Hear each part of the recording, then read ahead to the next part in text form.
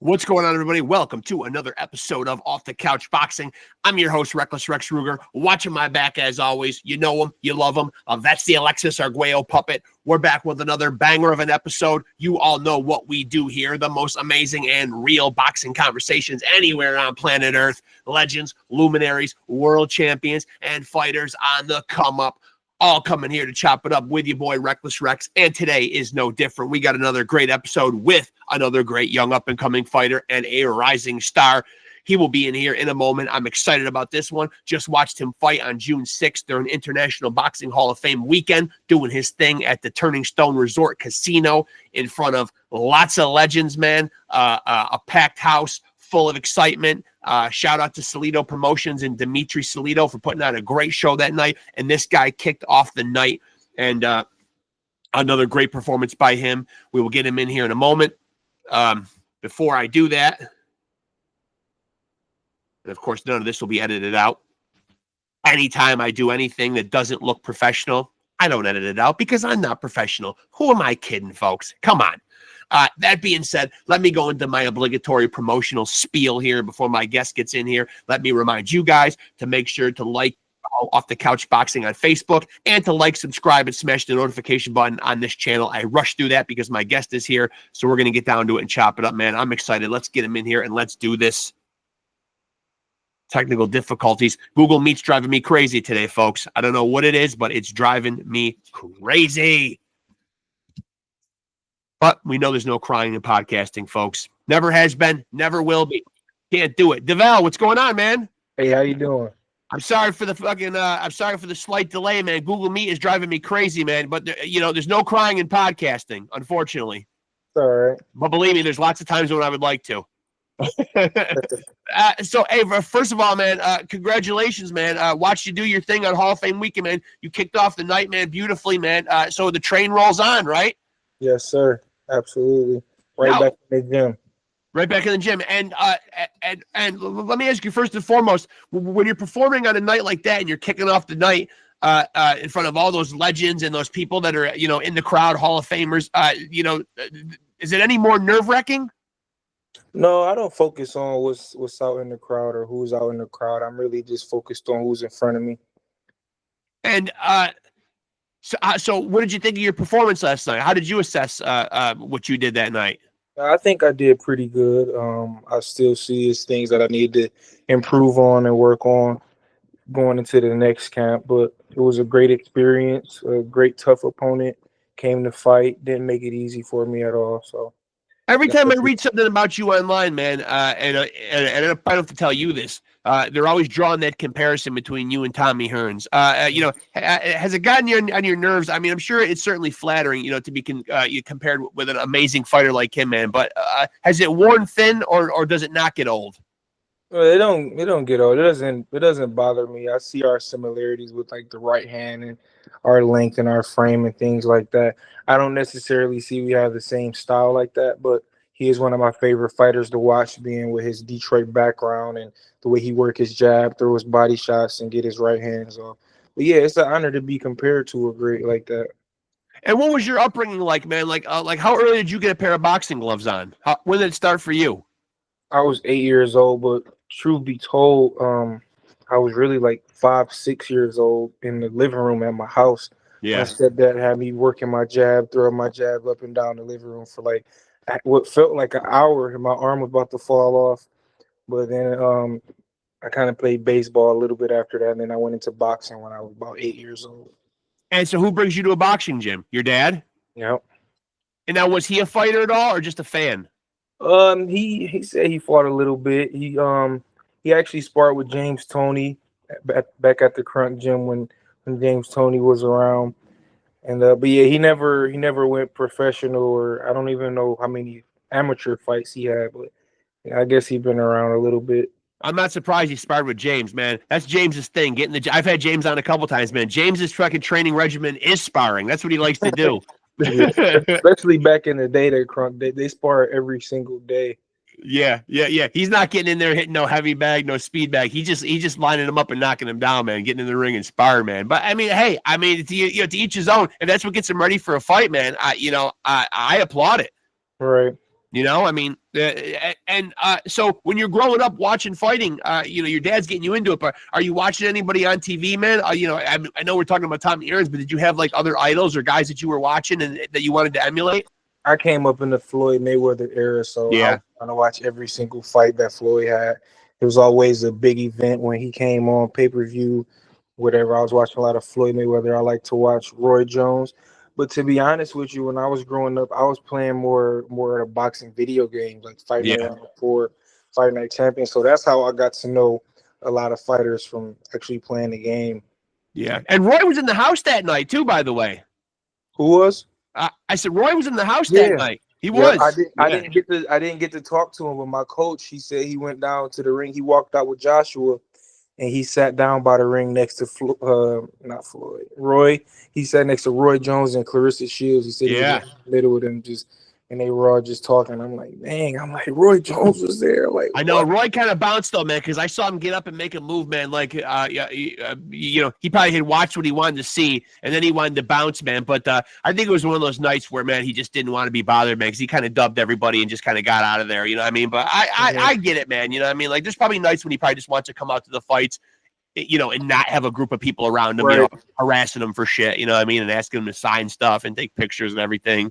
Exactly. I kind of know how that is. Maybe a little bit. Not to his degree. Right, not to his degree. But I was literally sitting there, man, and I look across, and I'm just like, the first thing I recognized him on him was that freaky left bicep. I'm like, I know that bicep. You know, he's got that weird, like, mutant left bicep. You know what I mean? Like that.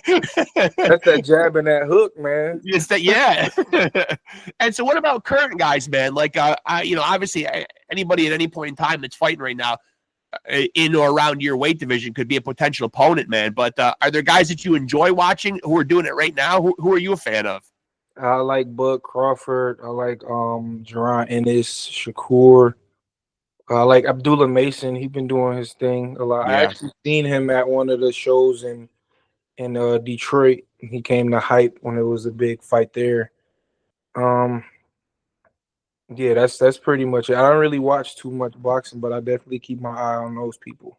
Now, what would you say for people that don't know, like, what you do? Like, what is your style, man? Like, what would you want people to say? You know what I mean? You know, obviously guys fall in different categories. Like, I look at your record, 12-0, 8 knockouts. You know, certainly you knocked out more guys than you've had to go to the cards with. You know, there's knockout artists, there's technical boxers, there's boxer punchers. For people that don't know, like, what you do, like, how would you typify your style? A mix between a boxer puncher and more of a technical kind of fighter. Yeah. But really, to be honest with you, I see myself as a versatile fighter. Like, whatever I have to do to get the job done. If I gotta be a go forward, make it ugly kind of fighter, I could do that. If I gotta fight on my back foot, I fight on my back foot. If I gotta keep you in the middle of the ring, I keep you in the middle of the ring. So, yeah, I'll just say I'm a versatile fighter. Where do you think you are, like, right now, like, at the age of 24, in terms of, like, your, you know, of, like, your athletic prime? Are you just coming into it? Or do you feel like you're not even close to being there yet? Are you in the midst of it? I think I'm almost there.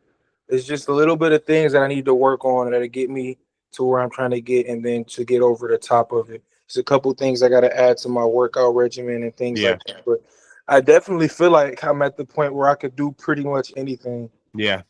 And so you're fighting at middleweight, but where do you feel like your ceiling is, like, in terms of, like, knowing your own body? Like, do you feel like you'll explore other weight classes, or will 160 be home for the foreseeable future? No, I could see myself going up to like 175 by the time I retire. Yeah. But right now we still debating if we're gonna stay at 160 or go up to 68. Lately I've been fighting at a catch weight, and my last fight was, the contract was at 165. I ended up coming in at 63. Yeah. The lower side of 63. So we thinking about going down and fight just at 160, see how I feel there. And so how did you feel at the catch weight? I mean, do you like the catch weights, or do you like just being, like, locked in at a certain, like, weight? Like, do you like those, like, in between weights? Yeah, I like the catch weights because if it's an opportunity up there at 68, I'm already, you know, a couple pounds off from what the, you know, weigh in at 68 is, or I can go a couple pounds down if it's an opportunity at 160. So I like being right in the middle.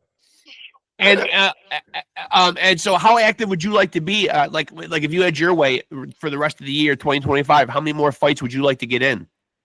Um, about 3 more. I only fought one time this year. I mean, you've got one coming up in July, correct? Yeah. I'm supposed to be looking on that card, looking to fight on that card.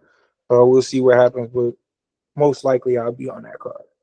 And it says to be announced on BoxRec, man. Like, do you like, not knowing your opponent, or is it nerve wracking? Like when you're like, it's literally next month. I mean, how soon will you know an opponent? And are you hesitant when you have that uncertainty and don't know who it is? No, I'm not hesitant. It's funny though. I was just thinking like, who would I be fighting? Um, I'm actually looking forward to fighting somebody, undefeated, maybe with a loss or two. Yeah. Somebody that's up there with a great winning record that'll give the fans something interesting to see.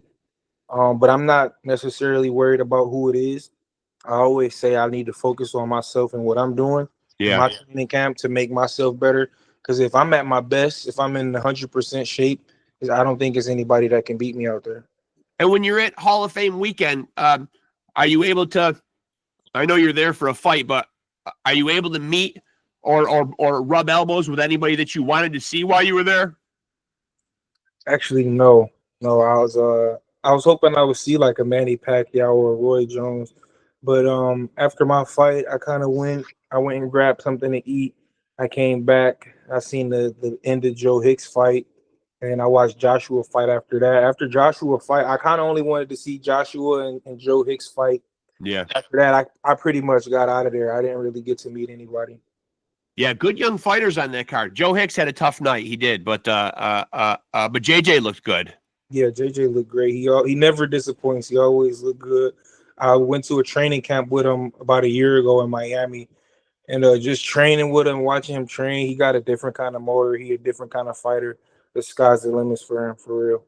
Have you thought about, like, I know you're young and you've obviously got like a lot of career still left ahead of you, but have you given thought to, I've had a lot of guys on here that are calculated, and they, and they have their career strategically planned out. Like, are you playing it by ear, or do you have a set amount of fights that you'd like to fight, or a certain age that you'd like to be not fighting at anymore? Me and my coach always say by the time I get like 30, 31, max 32, we need to get out of here. You want to get out? Yeah, you don't want to be, up there in age, taking punches to the head. You kind of want to try to win your championship, make your money, and then just be on your way, find something else afterwards. And have you thought about what life after boxing would look like? Do you feel like you're somebody that would make a clean break? Are there other ventures that you want to get into, or do you feel like you'd stay involved in the sport somehow, like i.e. Promoting or coaching and training yourself? It's a couple things I want to do after boxing. I always wanted to own my own business. I started my own business doing landscaping. It's a small landscaping company right now. I can't really lock into it because of what I'm doing now. Right. But once I retire, then I'll be able to get into that. Also, I have a son, and he really loves boxing. He comes to the boxing gym every day. Yeah. He got his own set of gloves. He know how to work his jab. He only 2 years old. So by the time I retire, maybe he want to box and I could coach him. Or honestly, in the gym, there's kids around, and like I might see them sparring or see them hitting the bag, and I want to critique what they doing. Like, hey, this is how you're supposed to do it. Right. And everybody like, man, when you gonna be a coach? Like, so maybe I might be your calling. Yeah. Maybe I'll be a coach when I retire. And so you wouldn't. I wanted to open my own gym, so. And so you wouldn't be hesitant at the idea of your son boxing then, because like obviously like a lot of guys do it as a profession, but they don't necessarily want it for their own kids. Yeah, that's me 100%. I don't want him to box, but he loves it. I mean, he wake up in the morning and he like go to boxing gym. Yeah. And he don't speak that clear English. You might have one on your hands. You might have one on your hands there, man. Yeah, and I got it natural, so it's like if this is what he want to do, then I'm gonna make him take it serious. Yeah. No, it's not a joke. Like it's like you don't play boxing, right? So, I have to take it there with him. But if you want to do something else, I'd be more happy for him to play baseball or something, or go to school and be a lawyer or doctor or something along the lines of that. And now, when do you feel like have you and your team talked about like when you'll be done with the 8-rounders and when you'll be jumping up to 10-rounders? Yeah, so it was talks about the next one being a 10-rounder. And then this fight, I kind of got gassed out a little bit towards the end. So we're gonna go back to the drawing boards and get back in the gym and just add things to the workout regimen and then see how I do in another 8-rounder. And then probably after that we go to 10 rounds. And what about like, have you and your team discussed a timeline on like when you would be throwing your hat into the ring in terms of world title fights? And I don't want to act like I'm being too premature with this, because we are seeing guys very early in their career. You know, we see a guy like Keyshawn Davis. You know, he captures a title. You know, his 13th fight in. I mean, we are seeing guys, you know, fighting for titles with much less fights under their belt nowadays. Is that something you and your team, you know, have discussed, like when you'll be ready, and you know, at how many fights you feel like you know you'll be ready to enter the world title fight picture? We haven't necessarily talked about it too much, but the way that things are going, I can see myself fighting for a title by the end of next year. Yeah. And Sure. I mean, like even picking up like regional ones, right? Oh yeah, as far as like a regional title goal, I should be looking at one of those by the end of this year. Now, correct me if I'm wrong for not knowing this, man. It's obviously a big part of the boxing game, man. But does you know, I don't have it here in my notes and in my information. But does DeVelle Smith have a boxing nickname? I don't have a boxing nickname. Not a nickname, huh? No nickname yet. I thought that was kind of peculiar, man. And I'm scouring the internet because I'm big on like nicknames. Obviously, some guys throughout the course of time have really hit it out of the park, man. There's been some great ones out there. I mean, James Toney, you brought him up earlier. I mean, fucking Lights Out. Jesus Christ, that's a great one. I mean, not everybody thinks up a Lights Out. Yeah, that's cool. I've been seeing like Hitman 2.0 around. I don't know who came up with that. But yeah, I just been waiting for the fans to give me a nickname. I'm not really creative with stuff like that. It is better when you get dubbed one, though, right? Like you can't really give yourself one, right? Right. You know, I mean, it is kind of one of those things where like a good nickname is something that somebody else calls you. Exactly. You know, I mean, so let me get your opinion on some of the topical things going on in the sport right now. And again, subjective, just your own opinion here. Jake Paul type events. Are you into what Jake Paul's doing for boxing? If he puts on an event, do you watch this stuff? Do you look at him and say, wow, I see a boxer there? Or has he not really earned that yet? I know he's trying to perpetrate himself as a boxer, train like a boxer, live like a boxer, convince us that he's a boxer. But, you know, like when you see him, when you think of him, you know, do you give him credit as a fighter? I know he's climbing through the ropes. Guys are giving him his props. He's getting in there doing it. Some people call into question the resume and the guys he's doing it against, but I don't know. What's your thoughts on him? I gotta give him credit, to be honest with you. He went and got 2 great coaches that I know myself who were great coaches. That's Third and Jay Leon Love. And they came up under the Crunk radar, you know, for their careers. He has great coaches, and he actually putting the work in. You know, he down there in his training camps in Puerto Rico. He getting good sparring in. He looks sharp. You know, it's not really much you can take away from him. I mean, he's been doing it for a minute. At this point, he a fighter, you know? Yeah. As far as his opponents go and things like that, it's like, okay, you need to step up your competition. You can't keep on like these older guys. Like, come on, Mike Tyson, was he like 60 years old now or something? Yeah. So, yeah, I mean, I would like to see him fight, you know, some game competition. And then, you know, he beat somebody like that. Is really not much anybody can say from there on out. But what he's doing for the sport, I mean, he had a giant following coming into it. So when he get all his viewers coming in from YouTube that's watching the boxing now, that's how that all play out. I guess it is getting some type of the celebrity boxing matches for boxing.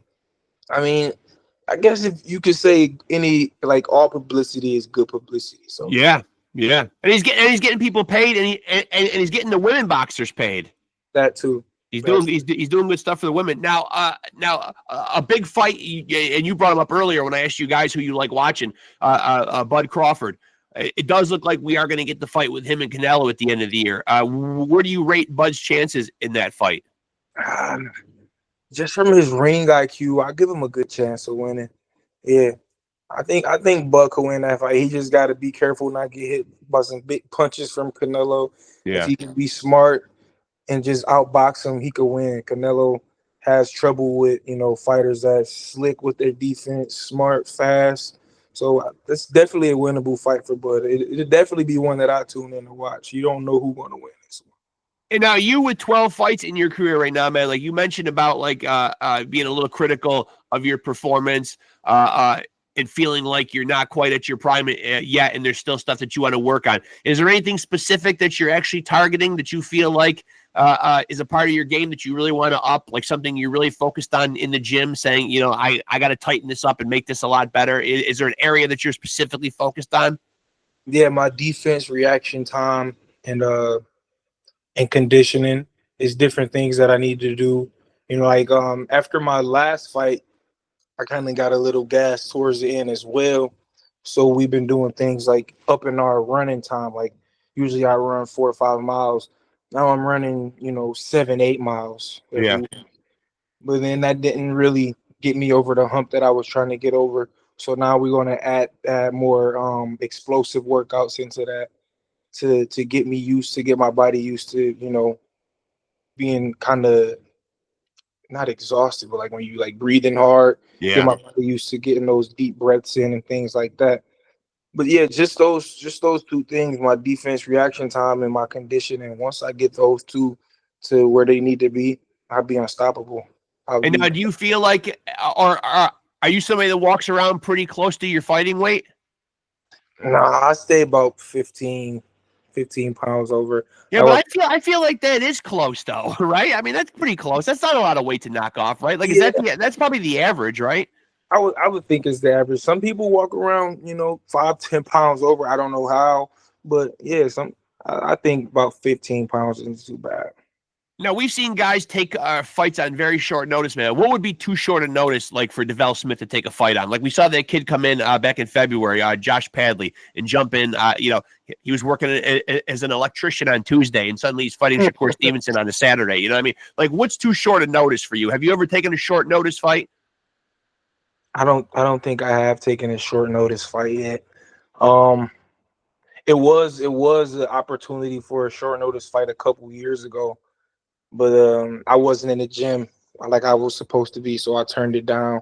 Yeah. I would say if I'm in the gym already, like I've been in the gym since, you know, back since January.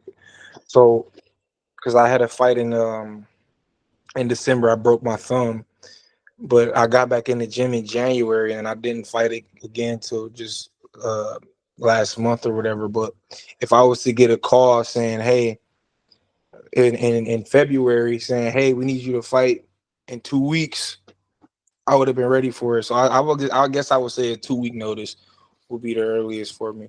Now, when you break your thumb, because the hand is such an integral part of being a boxer, like what's the recovery like, and what's the mindset like? Are you instantly, because you're a young fighter, are you worried? Are you concerned at all? And like, what kind of steps did you take to make sure that everything healed up properly? Because you said you were back in the gym like relatively quick.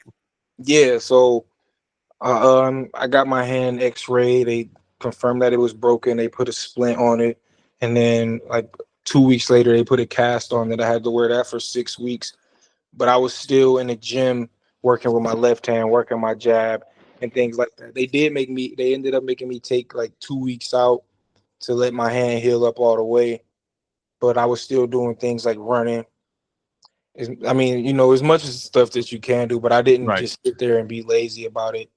And then when I got the cast off, I still couldn't punch with it. But once I got it off, we were back in the gym working on things, head movement, a lot of shadow boxing. I was shadow boxing like 15 rounds. Yeah. And a lot of working the jab, putting the glove on my left hand, jabs, hooks, body shots, things like that. Now you're 12-0, as I said, 8 knockouts. So you haven't tasted defeat, and you haven't gone to the cards that many times. But when you're a young fighter, and this is something I talked about on here numerous times, we do still see a lot of bad judging and a lot of wacky fucking scorecards, crazy ones sometimes. You know what I mean? Like, does that ever enter your mind as a young fighter? Because obviously, you end up on the wrong end of one of these, and it does change the trajectory that your career's going in. You know what I mean? It can affect you getting big fights going forward. It can affect you financially. You know what I mean? Like when you do go to the cards and the scores are going to be announced, is there any nervousness that it could not go your way? And how do you deal with that, like mentally? The last fight I had before this one, it was a little nervous because the end of it, I didn't look so good. But I mean, I was still confident that I got the win. I felt like I did enough to win it. You know, it was obviously people on the other side saying that the fight belonged to the other guy. Yeah. But it can definitely get nerve-wracking seeing that, you know, the fight could go either way with the judges, you know, whoever they feel like they won the fight. Yeah, I don't like to let it get to the scorecards, to be honest. Oh, no, definitely not. Yeah, I try to do more than enough. I try to get the guy out of there, but if I can't get him out of there, I box, try not to get hit, and then can only hope from there, I guess. Are there any fights? You know, we're about at the halfway point of 2025 right now. Are there any fights that have particularly stuck out to you that might be like fight of the year, or fights that you really stuck out in your mind that you enjoyed watching, or fights that you're looking forward to that maybe haven't happened yet? Fight that I'm looking forward. I mean, obviously, I think everybody in boxing is pretty psyched about Canelo and Crawford. Obviously, yeah, that's the big one. I was just thinking about this. What do we got? We got one coming up this weekend, right? Oh yeah, this weekend we got Richardson Hitchens in Cambosis. Oh yeah, I got Hitchens in that fight. Yeah, yeah, Richardson's good. I was thinking like a big fight. Oh, I want to see Shakur and Tank. Yeah, I want to see. But do you think we will actually see that though? We should see that though, right? We need to see that. Yeah, they need to make those big fights like that. I mean, I seen Tiafimo called out Devin Haney or something like that, or no, he called out Jaron Ennis. That'd be interesting, but I don't think Tio will win that one. I would like to see him and Devin Haney fight, Tiafimo and Devin Haney, but I think Tio will win that one too. Where did you stand on the Tank Davis Lamont Roach fight that we saw back in April? Well, you know, obviously very close. We're going to see them rematch in August. But what did you think about the first meeting between those two? That was really the first guy that really pushed Tank. Yeah, that was a really great fight. And before they went to the scorecards, I texted my fiance. I said that was a draw. Yeah. I was like, that was a great fight. It was a draw. I'll call it in right now. Yeah. And it ended up being a draw. And she was like, you called it. I'm like, I did. Yep. Yeah. Now, how do you think the rematch will play out? Do you think Tank comes in a little more focused and a little more about business, being as that people were, you know what the funny thing is? I think people who don't follow the sport a lot, I think when Tank doesn't look fantastic and knock people out, it's almost like people have equated that as a Tank loss. I think people forget that it was a draw. I think they think when Tank doesn't win convincingly, that people forget that was a draw, though. Right. They act like he lost. Yeah, they do. But I think Tank gonna get him this time, to be honest with you. I think for Lamont Roach, you know, he kind of take that as a win. I got a draw with Tank Davis. He take that as a win. So I think he up on his high horse. You know, I hope he's back in camp training harder than he did for the last one. Yeah. That's what I hope. But I'm thinking he up on his high horse and, you know, he like, yeah, I went the distance, but Tank mad right now. Yeah. Tank in camp going harder than he ever did. Tank definitely more locked in. I think he'll probably not come out this time. But obviously, it was very confusing, right? Like if you're a fighter in the other corner and a guy takes a knee, you know, you're thinking you've scored a knockdown, right? That's confusing, right? I mean, like, I don't care if you got hair grease or whatever you got in your eye, man. I mean, calling the audible timeout like that is crazy. I didn't even know that was the thing. I thought that was a knockdown. You sit there and take a knee. If your knee hit the ground, you know, it's a knockdown. Yeah. I mean, that's just crazy, man. And so what did you overall think? Because I'm an upstate New York guy. I go to a lot of boxing because I do the podcast. I get my media credentials. I'm sitting ringside, anytime boxing comes to Turning Stone Casino. What did you think overall of fighting in this area and fighting at that particular venue? The venue was great. It was my first time fighting in New York, though. Yeah. Man, let me say that commission is very thorough. I mean, from the test that I had to get an MRI, EKG. You know, the eye exam was normal, the blood work was normal, and then the physical that I had to get. I mean, they were very thorough with the physical. And then I never fought in New York before, so I'm in my I'm in the dressing room. I had to go to the bathroom real quick. So I step out, go to the bathroom. I'm using the bathroom, and I hear VELLE, you in there? I'm like, yeah. They like, what are you doing? You can't just walk out. You can't just leave the dressing room. Jeez. I'm like, y'all gotta follow me to the bathroom. Like, damn. They're like, yeah, we gotta come with you everywhere you go. I'm like, well, all right, then. Like, should I be in here? What do they think you're gonna do in the bathroom? Man, I don't know. I don't know, but yeah, it was crazy. But no, the fighting in the state of New York, it was pretty cool. That was my first time being in New York. It was a great venue.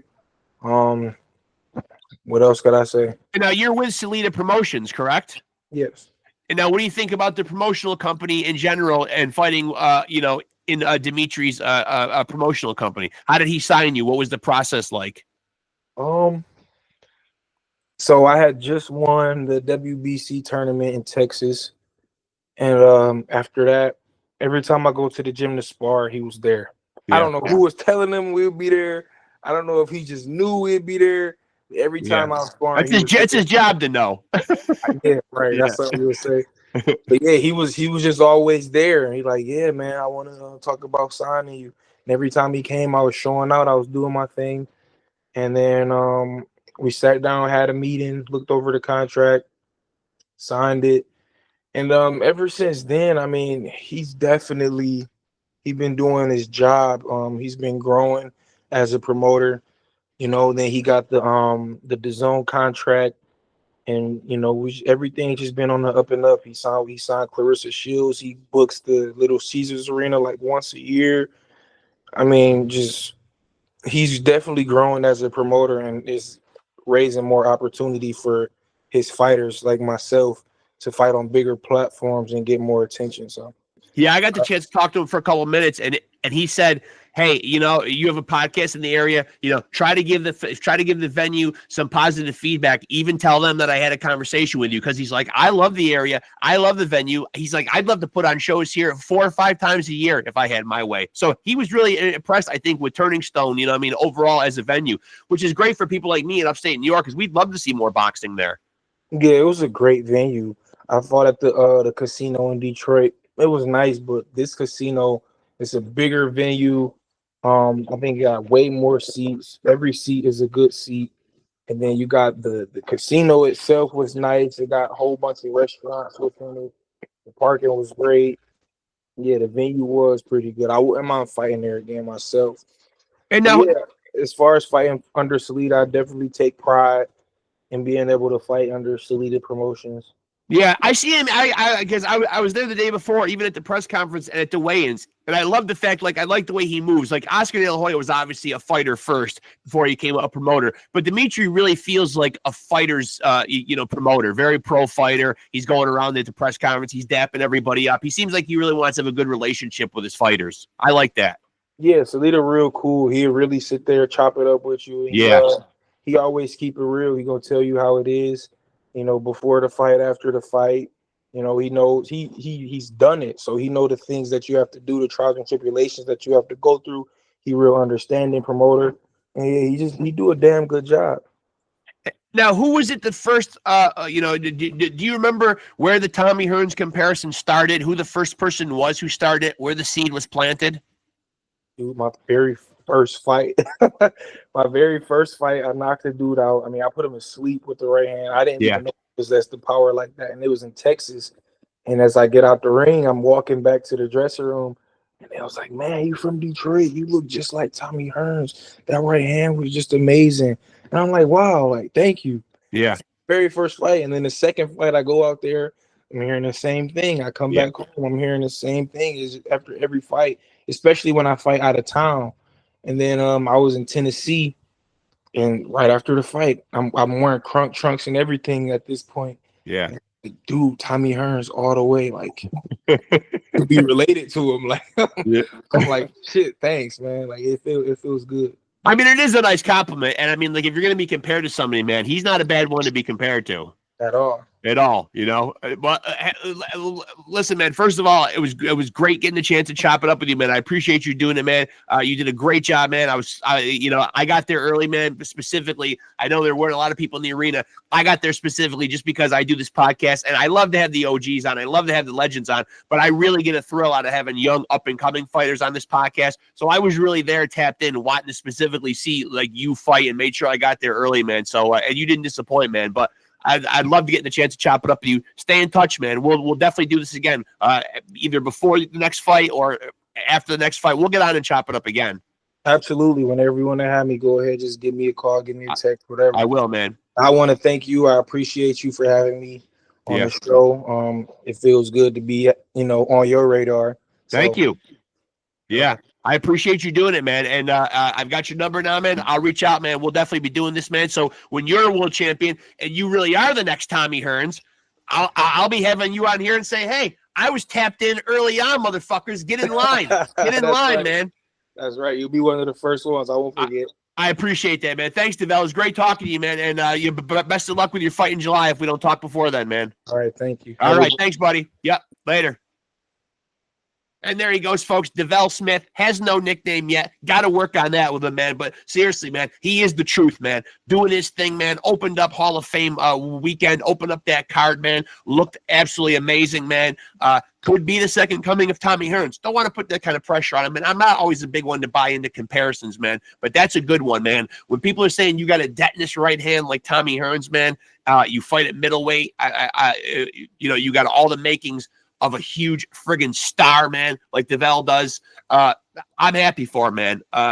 We just got to get him a nickname. We got to get him a nickname. Folks, if anybody has any suggestions, I'm sure VELLE would be receptive. Drop them in the comment section. I don't know, man. We got to get this guy. And we can do better than Hitman 2.0. Let's give him his own identity, man. Let's, even though it's flattering, let's move him away from the Tommy Hearns thing just a bit. I mean, the comparisons, fine. But we don't need to mimic the nickname and all that kind of stuff, man. Let's give VELLE his own identity, man. He's his own fighter, man. Standing on his own, too. Doing his thing, man. And listen, man, he's going to do big things in this sport. Already 12-0, 8 knockouts, 24 years old. Sky's the limit, man. I mean, I watched him fight, as I said, got there specifically early to watch him open up that card when not a lot of people had made it into the arena yet. I was there to see him. He was one of those guys that was really on my radar, and for good reason, man. Such a high ceiling for him, man. I mean, he's just going to do so many great things in the sport. I can tell when you've been following it and covering it for as long as I have, you just kind of know VELLE definitely has the goods, man. So appreciate him coming on here. Great young man, a lot of poise, a lot of talent. So we're going to see a lot of big things from VELLE Smith going forward. So now I'll go into my promotion mode because I did have to rush through it. VELLE popped in here on me really quickly, but make sure to like and follow Off the Couch Boxing /PodScum on Facebook. 2 separate podcasts, but you'll get coverage on the Facebook page with both of them. If pugilism and boxing is your thing, Off the Couch Boxing and PodScum is the music podcast where I'm interviewing musical artists from all genres and all walks of life. There will be updates on both podcasts, updates on new episodes, who will be on those episodes, when they're dropping, and any other big boxing news and or music news. If it's jumping off in either one of those fields, I'm putting it up there, man, and keeping you guys tapped in and in the loop. And of course, if you're here watching right now, make sure to like, make sure to subscribe, make sure to hit the notification button right here on this channel. And again, remember, the channel has 2 separate podcasts, 2 separate playlists, Off the Couch Boxing and PodScum. Tap into one, tap into both, even better. If boxing and music is your thing, you are definitely in the right place. But this is where we put on right here. We're all over the board with it. Amazing and real conversations with whoever is on here, whether they are in the fight game or if they are in the music game. That's how we do it here, man. No cookie cutter questions, no cookie cutter interviews, man. We're all over talking about everything and anything. And of course, we will talk boxing and music. But you never know where it'll go here. That's how we like to get down here. And of course, with the boxing podcast, specifically, which is what we're on right now, amazing and real boxing conversations with, as I said, legends, luminaries, world champions, and fighters on the come up. And I got good news for you, man. You too can be a champion because we're champions. We are the undisputed, undefeated heavyweight champion of boxing podcast, which makes you a champion just for watching us. And you can continue to be a champion. All you got to do is continue to stay tapped in to Off the Couch Boxing and continue to roll with us. Continue to roll with the champs. Peace.